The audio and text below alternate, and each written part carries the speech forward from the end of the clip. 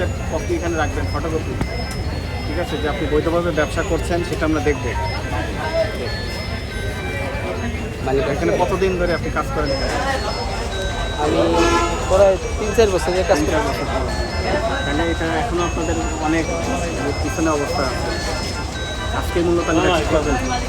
আপনাদের সতর্ক করে 2000 টাকা জরিমানা করলাম। এই খাবার সব দেখে রাখবেন, আমরা আবার আসবো কিন্তু। যদি না পাই পরে আর জরিমানা হবে না, বন্ধ করে দেবো।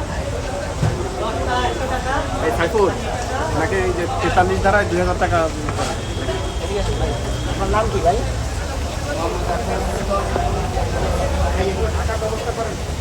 ভাগেন ভাগেন জালিয়ানা